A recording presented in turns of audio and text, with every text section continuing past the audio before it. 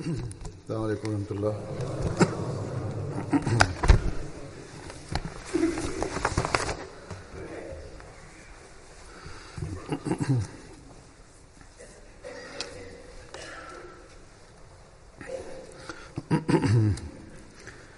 أشهد أن لا إله إلا الله وحده لا شريك له وأشهد أن محمدا عبده ورسوله أما بعد فأعوذ بالله من الشيطان الرجيم بسم الله الرحمن الرحيم الحمد لله رب العالمين الرحمن الرحيم مالك يوم الدين إياك نعبد وإياك نستعين اهدنا الصراط المستقيم صراط الذين أنعمت عليهم غير المغضوب عليهم ولا الضالين।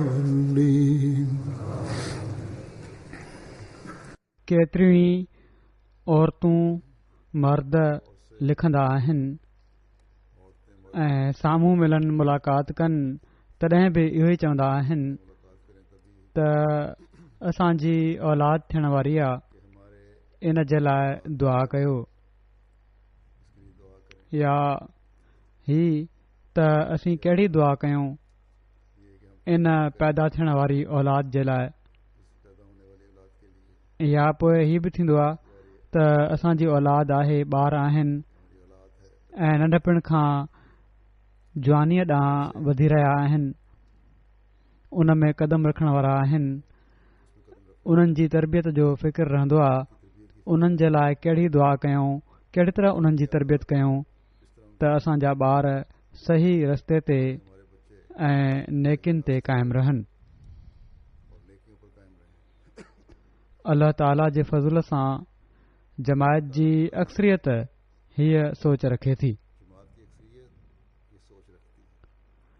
ऐं उन्हनि खे हीअ तवजो आहे त कहिड़ी तरह पंहिंजे ॿारनि जी तरबियत करणी आहे, या घटि में घटि फ़िक्र अथनि।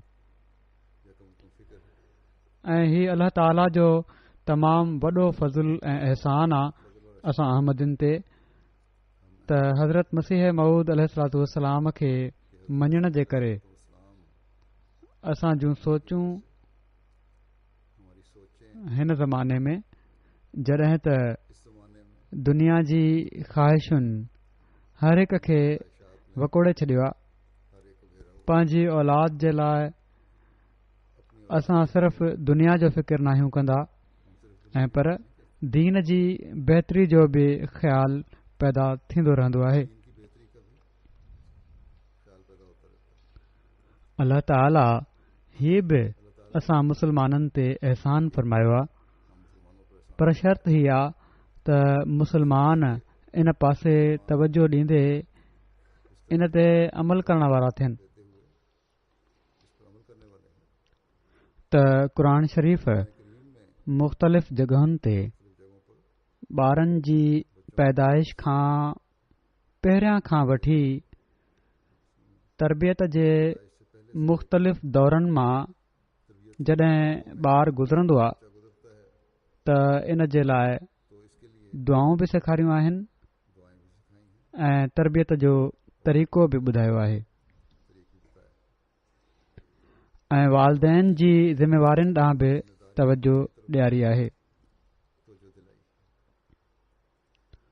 जेकॾहिं असां ही दुआऊं करण वारा ऐं इन तरीक़े जे मुताबिक़ पंहिंजी ज़िंदगी गुज़ारण वारा ऐं पंहिंजे ॿारनि जी तरबियत ॾांहुं तवजो ॾियण वारा हुजूं त हिकिड़ो नेक नसुल अॻिते मोकिलण वारा बणिजी सघूं था।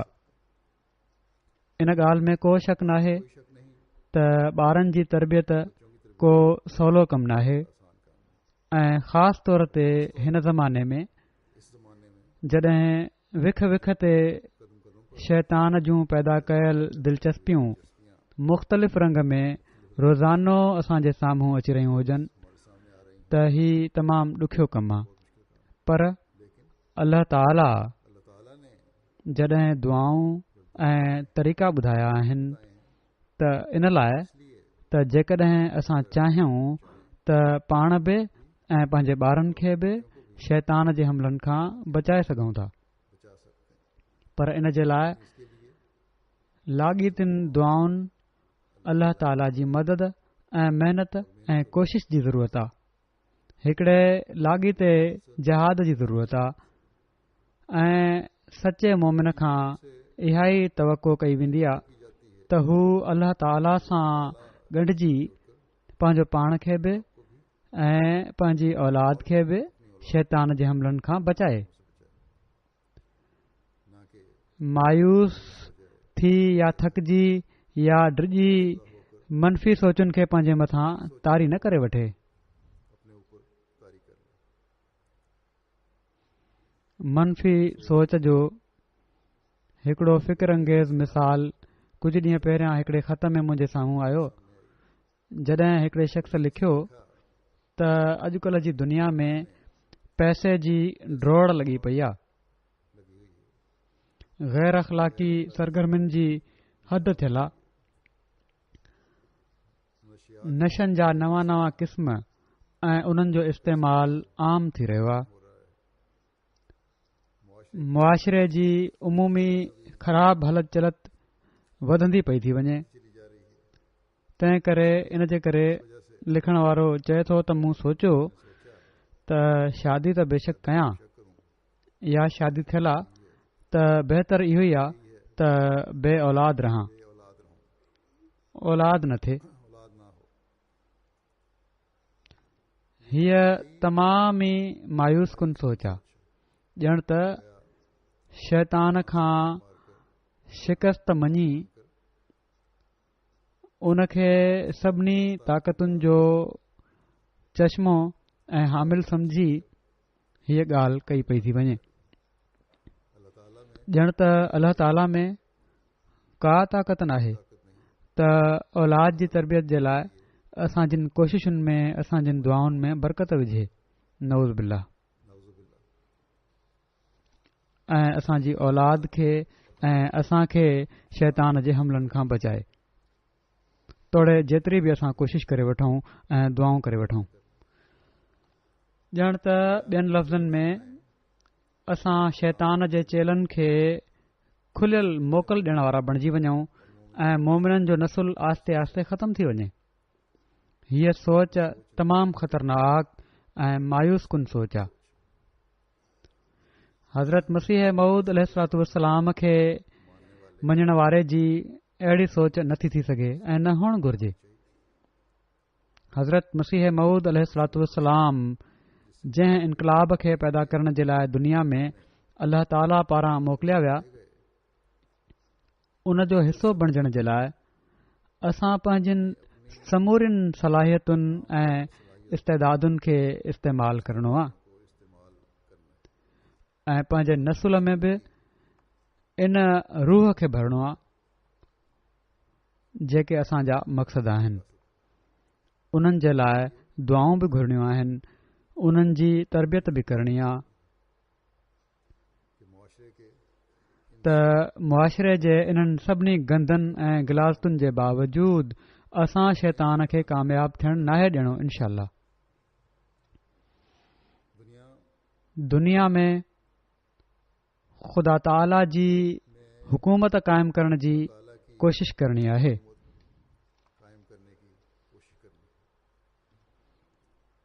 सो मायूस थियण जो को सबबु नाहे ऐं पर हिकिड़े अज़म सां अल्लाह ताला जे ॿुधायल तरीक़े ते अमल करण जी ज़रूरत आहे।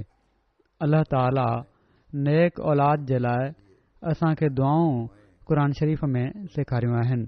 जहिड़ो की मूं ॻाल्हि कई, हिकिड़े हंधि हज़रत ज़करिया अलैहिस्सलाम जे ज़रिए दुआ सेखारी वई ऐं उहा दुआ ही आहे त रब हबली मिल्लदुनक ज़ुर्रियतन तय्यबा इन्नक समीउ दुआ। ऐं मुंहिंजा रब मूंखे पाण वटां पाक ज़ुर्रियत औलाद अता कर, यकीनन तूं ॾाढियूं दुआऊं ॿुधण वारो आहीं। अल्लाह ताला ख़ुदि हीअ दुआ सेखारी त मां दुआऊं ॿुधण वारो आहियां। तंहिं करे तव्हां बि चओ त ए अल्लाह तूं दुआ ॿुधण वारो आहीं, इन लाइ असां जूं दुआऊं क़बूल कर ऐं असां खे पाक औलाद बख़्श।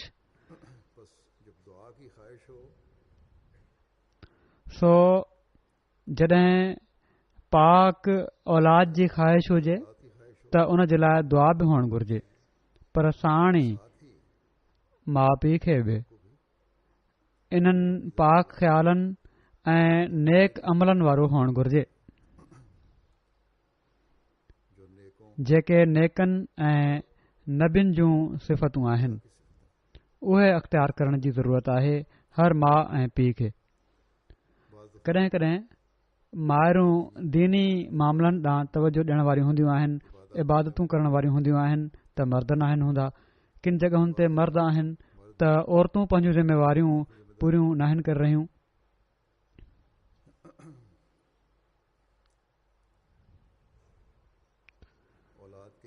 औलाद जे नेक हुअण ऐं ज़माने जे ख़राब असरनि खां बचण जे लाइ ज़रूरी आहे त औलाद जी ख़्वाहिश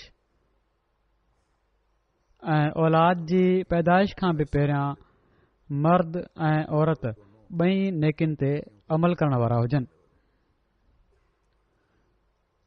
हज़रत मसीह मऊद अलैहिस्सलाम जे असहाबनि जे वाक़िअनि में हिकिड़ो वाक़ियो मिले थो जंहिं में औलाद थियण जे लाइ हज़रत मसीह मऊद अलैहिस्सलाम जी दुआ हिकिड़े शख़्स जे लाइ आहे, पर उन दुआ खे हज़रत मसीह मऊद अलैहिस्सलाम मशरूत करे छॾियो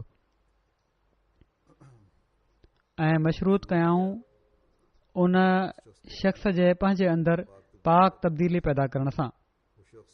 उहो शख़्स अञा अहमदी बि न हो, हज़रत मसीह मऊद अलैहिस्सलाम जी बैत में न आयो हो, पर शायदि उन जी का नेकी हुई जंहिं जे करे हज़रत मसीह मऊद अलैहिस्सलाम उन जे लाइ दुआ कई। ही मुंशी अता मोहम्मद साहब तपेदार आहिनि। चवनि था मां गैर अहमदी हुयुसि, दीन खां परे हटियल हुयुसि। अहमदियत जी तबलीग उन्हनि जा हिकिड़ा दोस्त हुआ, उहे हुननि खे कंदा हुआ, पर चवनि था मां कॾहिं बि तवजो न कई।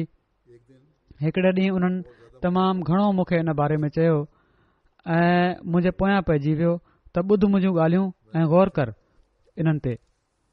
मूं चयो ठीकु आहे, जेकॾहिं तूं इहो ई थो चईं त मां तोखे हिकिड़ी दुआ जे लाइ थो चवां, जेकॾहिं उहा ॿुधी वई त पोइ मां गौर कंदुसि। तव्हां चवंदा आहियो त हज़रत मसीह मऊद अलैहिस्सलाम जूं दुआऊं बि क़बूल थींदियूं आहिनि, त उन्हनि खे मुंहिंजे लाइ दुआ जे लाइ चओ। ऐं दुआ इन ॻाल्हि जी आहे त मुंहिंजूं 3 घर वारियूं आहिनि, कंहिंजी बि औलाद नाहे। हिक खां पोइ ॿी शादी मूं कई त जीअं औलाद पैदा थिए। हीअ दुआ कयो त मूंखे पुटु अता थिए ऐं पुट बि पहिरीं घरवारी मां थिए। चवनि था हीउ ख़त उन्हनि लिखी छॾियो मुंहिंजे तरफ़ां। कुझु वक़्त खां पोइ मौलवी अब्दुल करीम साहब तरफ़ां जवाब आयो त हुज़ूर दुआ कई आहे, हज़रत मसीह मऊद अलैहिस्सलाम दुआ कई आहे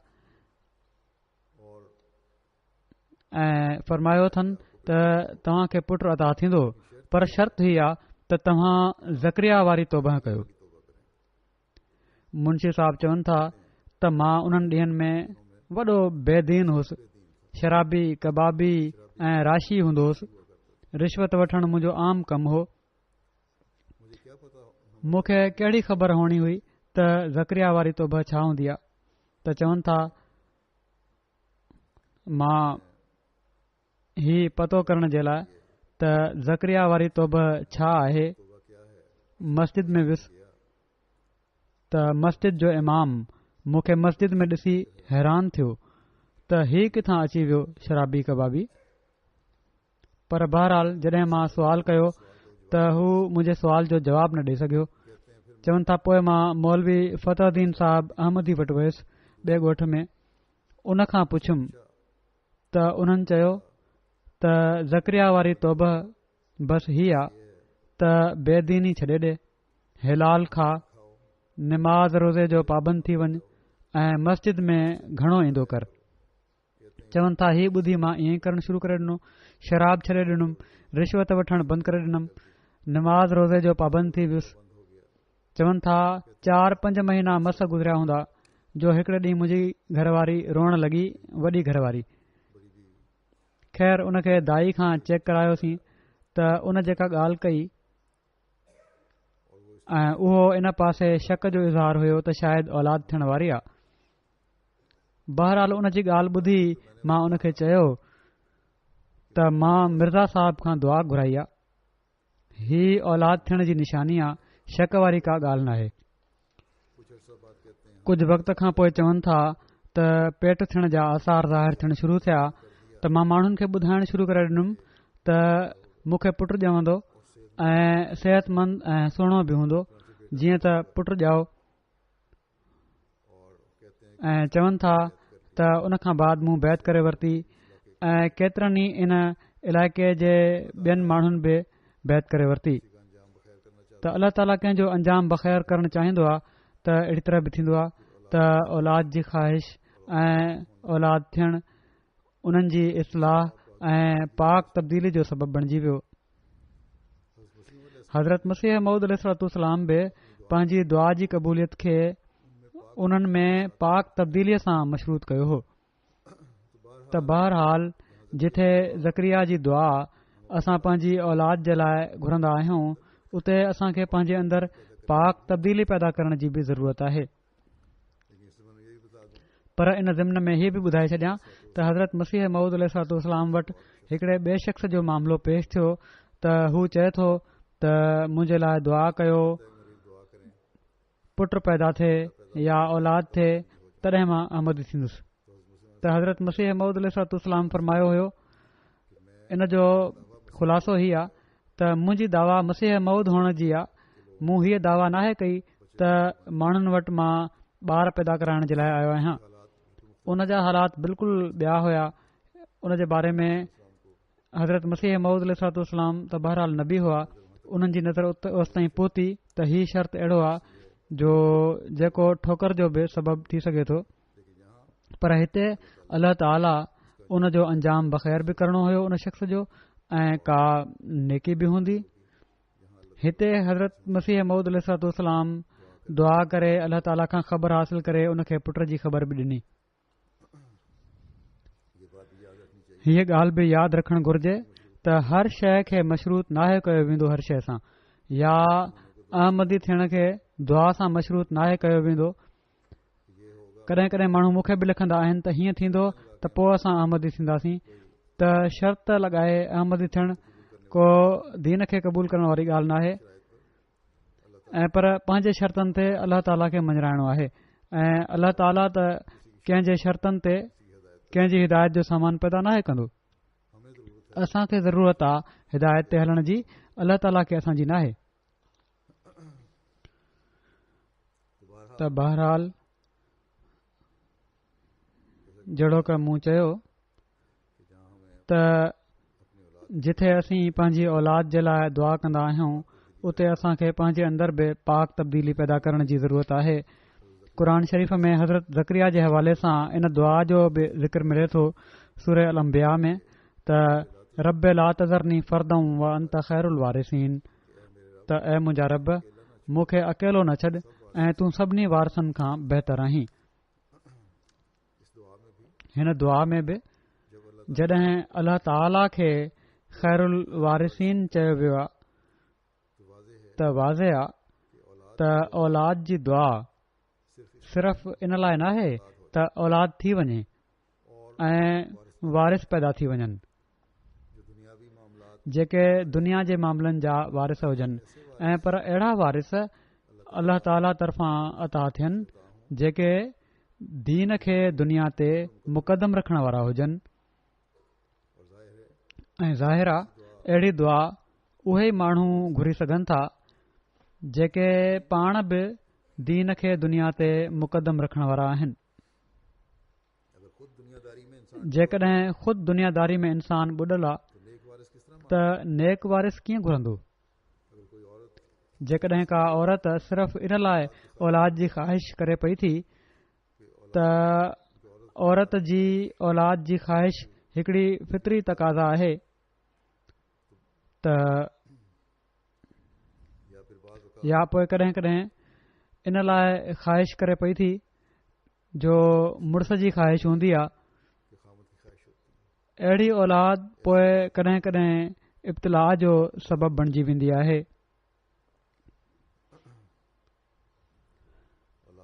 औलाद जी ख़्वाहिश तमामु जाइज़ ख़्वाहिश आहे पर साण ई नेक वारिस पैदा थियण जी बि दुआ करणु घुर्जे।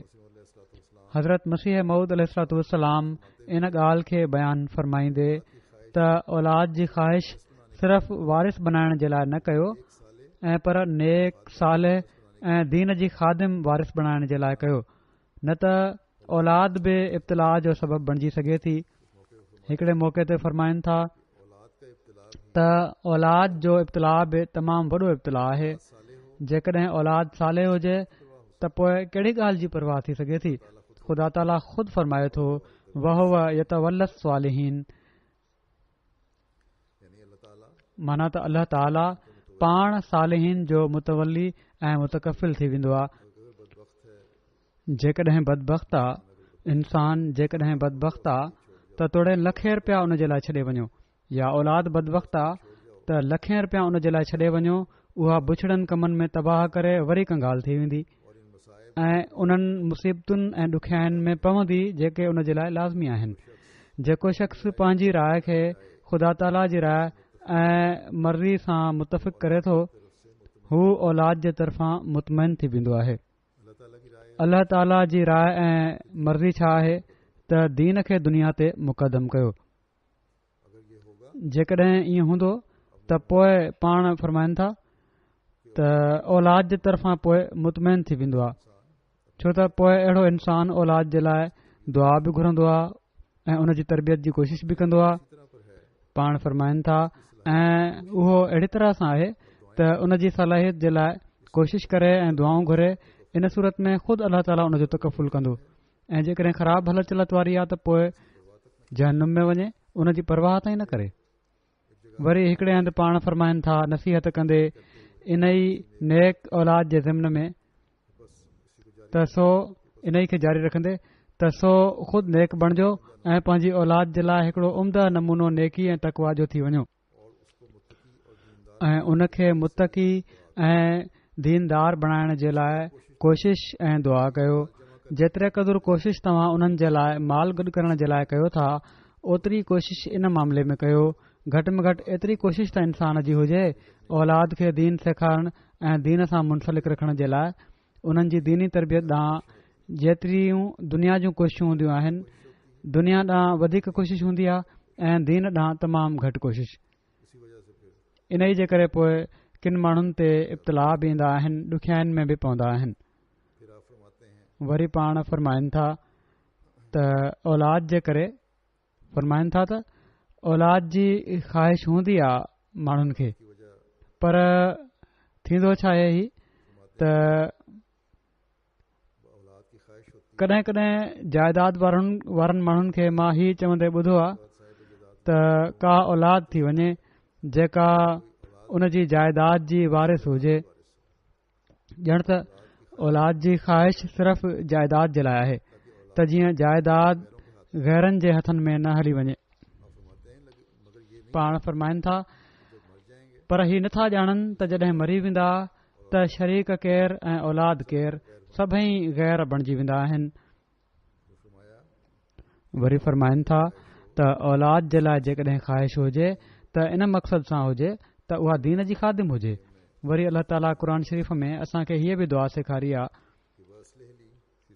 त व असलिह ली फी ज़ुर्रियती इन्नी तुब्तु इलैक व इन्नी मिनल मुस्लिमीन, त मुंहिंजे लाइ मुंहिंजी ज़ुरियत जी बि इस्लाह करे छॾ। यकीननि मां तो ॾांहुं रुजू कयां थो ऐं बेशक मां फर्मा बरदारनि मां आहियां। हिते औलाद जी इस्लाह करण जी दुआ कई आहे त साण इन ॻाल्हि जो बि इक़रार कयो आहे त मां तो ॾांहुं रुजू करण वारनि ऐं फर्मा बरदारनि मां बणिजां या आहियां।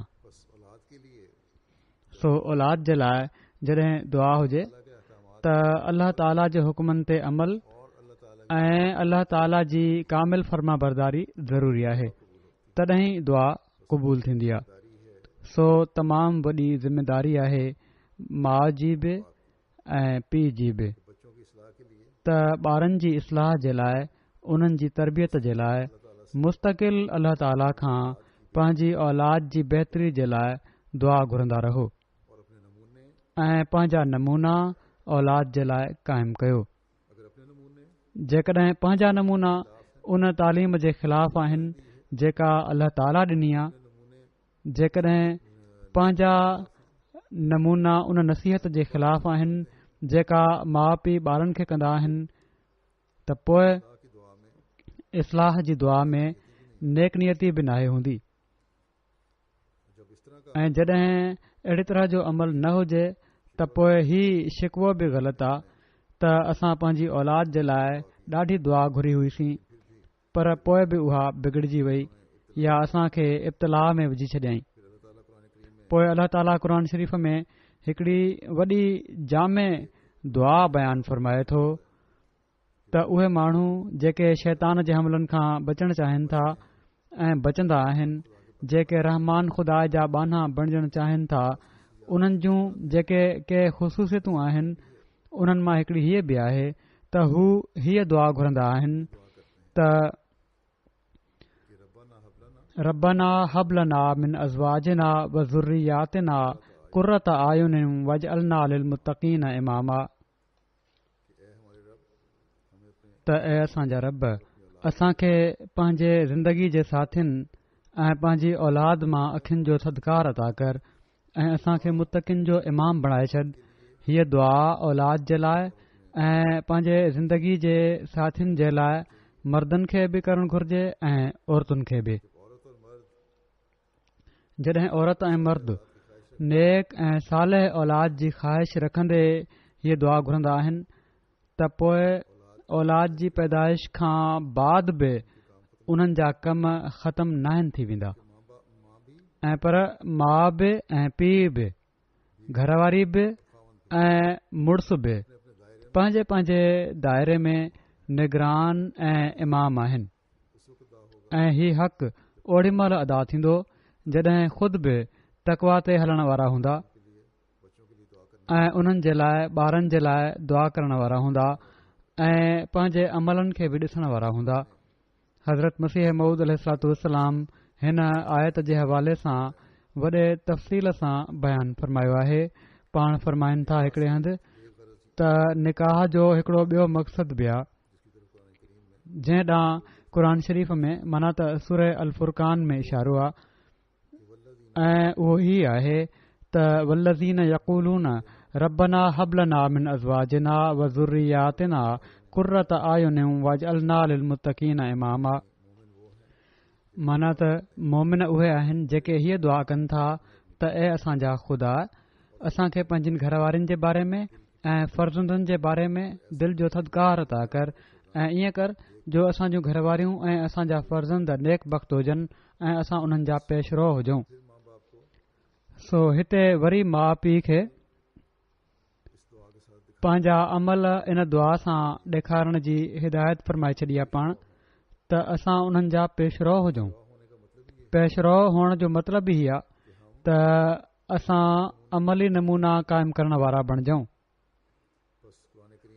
सो क़ुर शरीफ़ में अल्लाह ताला बार बार हर दुआ सां इन ॻाल्हि खे वरजाए पियो थो ऐं तलक़ीन फ़रमाए थो त पंहिंजे अमलनि ॾांहुं नज़र रखो जेकॾहिं तव्हां खे सालेह औलाद जी ख़्वाहिश आहे त।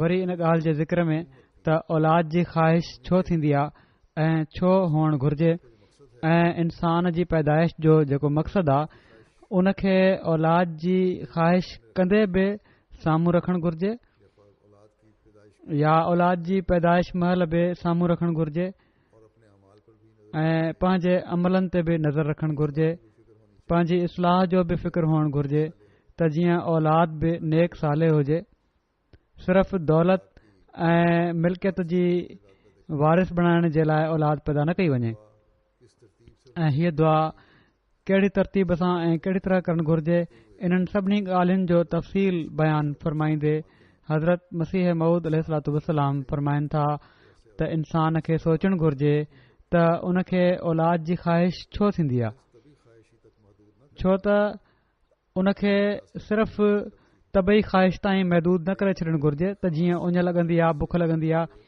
पर जॾहिं ही ख़ासि अंदाज़े खां गुज़री वञे त ज़रूरु उन जी इस्लाह जो फ़िक्र करणु घुर्जे ख़ुदा ताला इंसान खे पंहिंजी इबादत जे लाइ पैदा कयो आहे जहिड़ो की फ़रमाए थो वमा ख़लक़तुल जिन्न वल इंसा इल्ला लियअबुदून हाणे जेकॾहिं इंसान ख़ुदि मोमिन आहे ऐं अब्द नथो बणिजे ऐं पंहिंजी ज़िंदगी जे असुल मक़सद खे पूरो नथो करे ऐं पूरो इबादत जो हक़ नथो अदा करे ऐं पर फिस्क फजूर में ज़िंदगी गुज़ारे थो ऐं गुनाह मथां गुनाह करे थो त अहिड़े माण्हू जी औलाद जे लाइ ख़्वाहिश कहिड़ो नतीजो रखंदी सिर्फ़ इहो ई त गुनाह करण जे लाइ हू पंहिंजो हिकिड़ो ॿियो ख़लीफ़ो छॾणु चाहे थो पाण कहिड़ी घटिताई कई अथई जो औलाद जी ख़्वाहिश करे थो फरमाइनि था सो जेसि ताईं औलाद जी ख़्वाहिश सिर्फ़ इन मक़सद जे लाइ न हुजे त उहा दीनदार ऐं मुतक़ी हुजे ऐं ख़ुदा ताला जी फर्माबरदार थी उन जे दीन जी ख़ादिम बणिजे बिल्कुलु फज़ूल ऐं पर हिकिड़े क़िस्म जी मासियत ऐं गुनाह आहे ऐं बाक़ियात सालिहात जे बदिरां उन जो नालो बाक़ियात सयात रखणु जाइज़ थींदो नेक साले औलाद न हूंदी जेका पुठियां रहण वारी हुजे ऐं पर बुरायूं करण वारी शइ छॾे वेंदो पोइ ते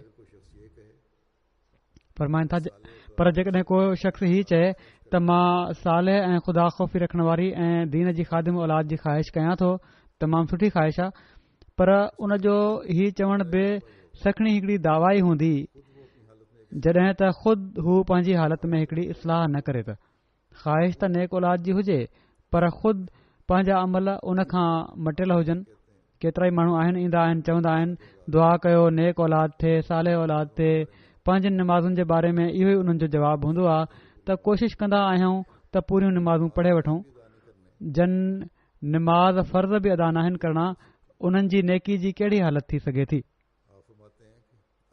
पाण फरमाइनि था त जेकॾहिं ख़ुदि फिस्क फजूर जी ज़िंदगी गुज़ारे थो ऐं वात सां चए थो त मां साले ऐं मुतक़ी औलाद जी ख़्वाहिश कयां थो त हू पंहिंजी इन दावा में कज़ाब आहे कूड़ो आहे साले ऐं मुतक़ी औलाद जी ख़्वाहिश खां पहिरियां ज़रूरी आहे त हू ख़ुदि पंहिंजी इस्लाह करे ऐं पंहिंजी ज़िंदगी खे मुतक़ियाणी ज़िंदगी बणाए तॾहिं उन जी अहिड़ी ख़्वाहिश हिकिड़ी नतीजे ख़ैज़ ख़्वाहिश हूंदी ऐं अहिड़ी औलाद हक़ीक़त में इन क़ाबिल हूंदी जो उन खे बाक़ियात सालिहात जो मिसदाक चऊं पर जेकॾहिं हीअ ख़्वाहिश सिर्फ़ इन लाइ हुजे त असांजो नालो बाक़ी रहे ऐं उहा असांजे माल मिल्कियत जी वारिस हुजे या उहो वॾो नाले वारो ऐं मशहूर माण्हू थिए अहिड़े क़िस्म जी ख़्वाहिश पाण फरमाइनि था मुंहिंजे वेझो शिरक आहे वरी हिकिड़ी ॿी ॻाल्हि पाण फरमाइनि था इन खे अञा अॻिते वधाईंदे त हिकिड़ी ॿी ॻाल्हि आहे त औलाद जी ख़्वाहिश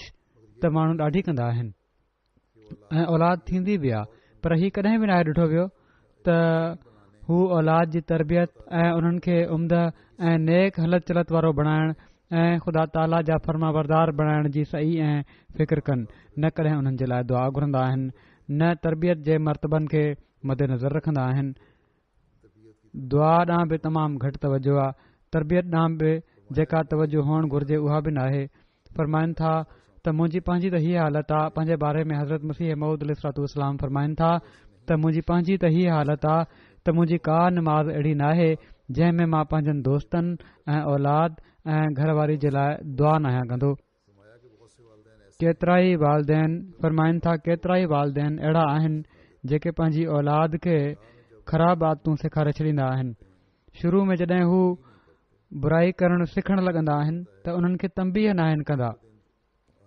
नतीजो ही निकिरंदो आहे जो उहे ॾींहों ॾींहुं दिलेर ऐं बेडरपा थींदा वेंदा आहिनि।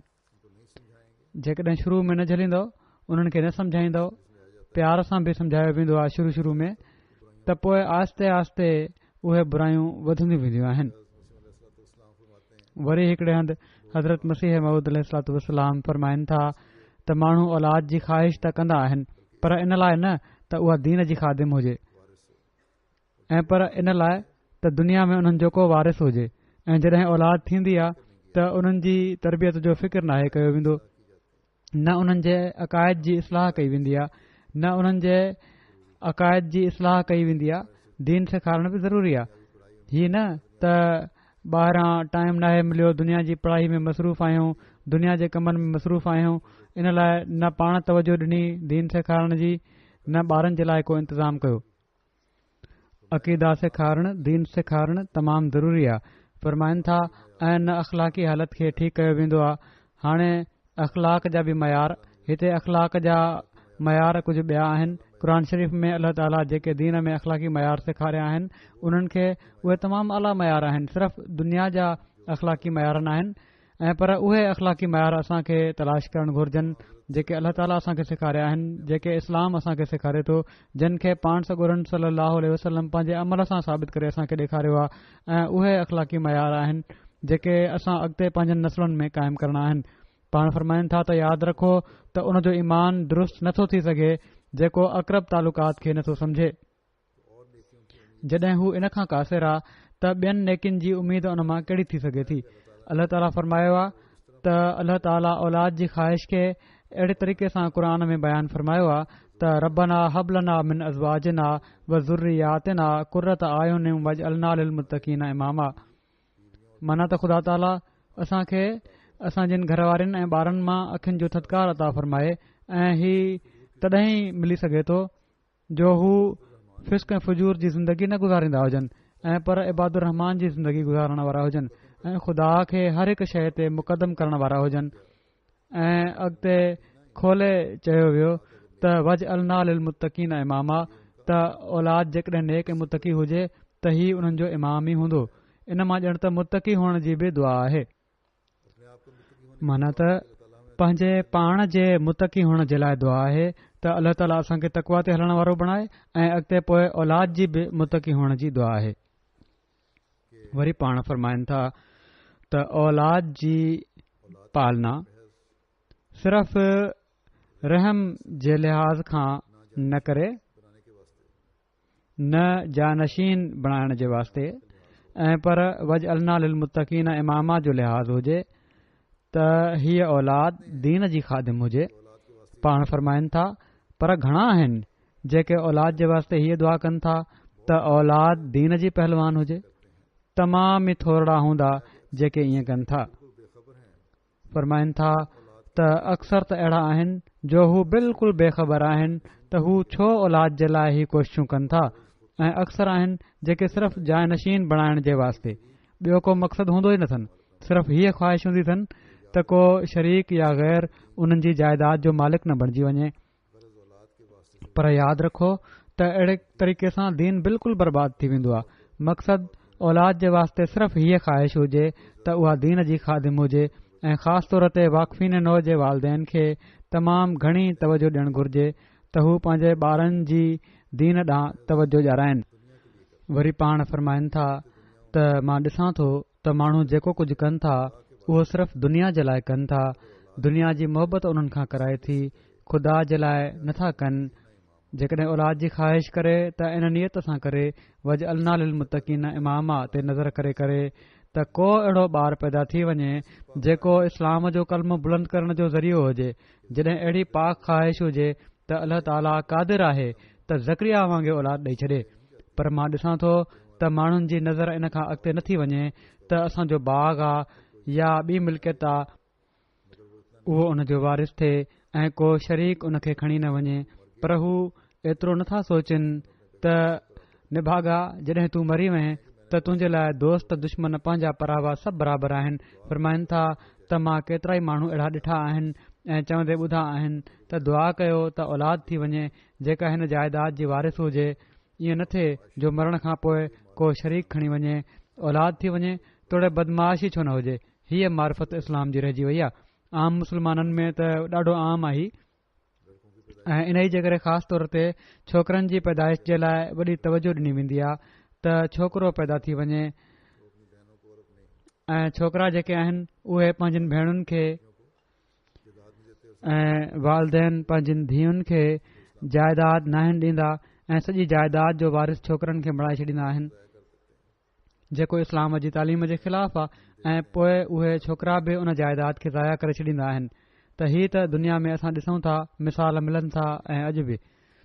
बहरहाल जहिड़ो की मां पहिरियां बि चयो त ख़ासि तौर ते वाक़फ़ीन नौ जा माउ पीउ जेके आहिनि उन्हनि खे पंहिंजे ॿारनि जी तरबियत ॾांहुं ख़ासि तौर ते तवजो ॾियणु घुर्जे ऐं उन्हनि जे लाइ दुआ बि इन मक़सद जे लाइ करणु घुर्जे त हू वॾा थी दीन खे दुनिया ते मुक़दम करण वारा थियनि, वक़फ़ करण वारा थियनि। हीअ न त सिर्फ़ वक़फ़े नौ जो टाइटल लॻाए छॾियऊं ऐं वॾा थी चई छॾियऊं त असां त पंहिंजा पंहिंजा कम कयूं पिया था। ऐं पर जेके वाक़फ़ीन नौ आहिनि पहिरियों हू जमायत खां पुछनि त जमायत खे ज़रूरत आहे या न, ऐं जमायत जेकॾहिं इजाज़त ॾिए थी उन्हनि खे पंहिंजा कम करण जी त कनि, न त उन्हनि खे ख़ालिस्तन पंहिंजे अहद खे पूरो कंदे ऐं वालदेन जे अहद खे पूरो कंदे पंहिंजो पाण खे वक़फ़ जे लाइ पेश करणु घुर्जे।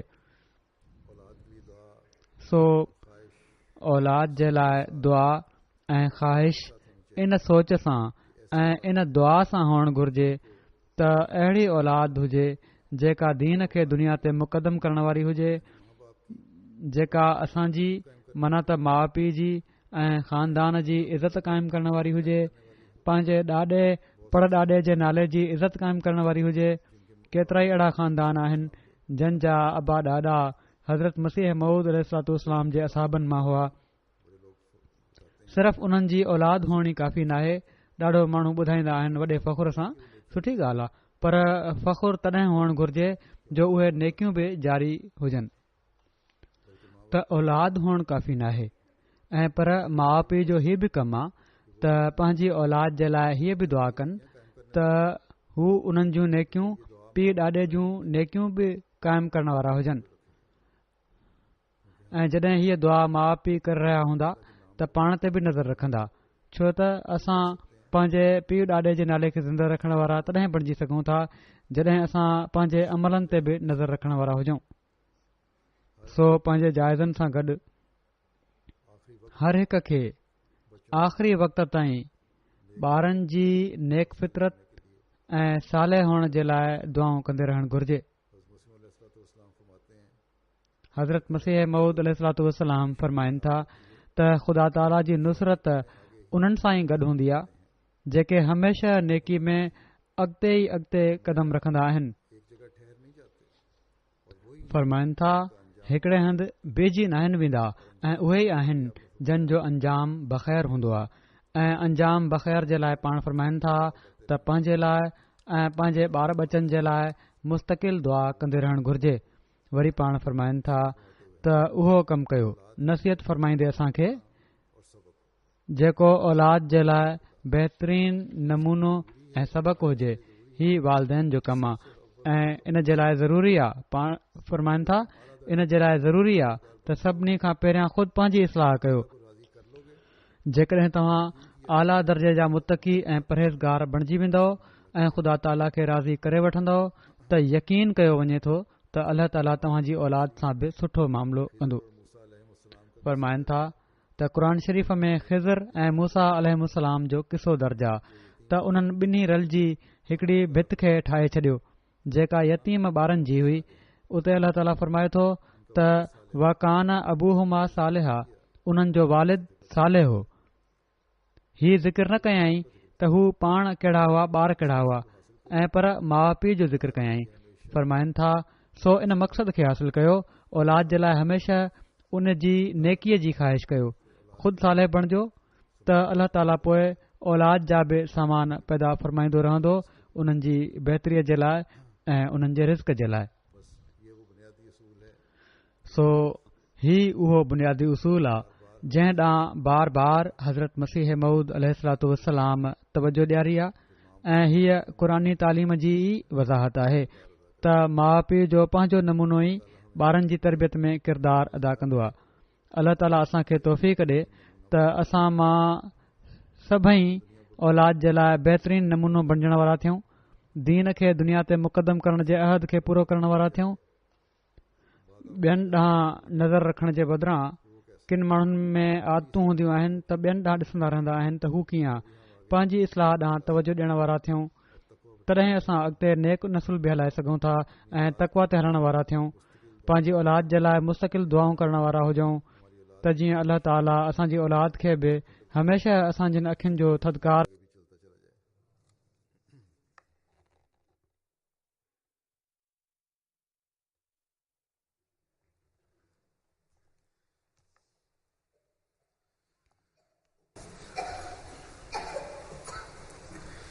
الحمد لله نحمده ونستعينه ونستغفره ونؤمن به ونتوكل عليه ونعوذ بالله من شرور أنفسنا ومن سيئات أعمالنا من يهده الله فلا مضل له ومن يضلل فلا هادي له ونشهد أن لا إله إلا الله ونشهد أن محمدا عبده ورسوله عباد الله رحمكم الله إن الله يأمر بالعدل والإحسان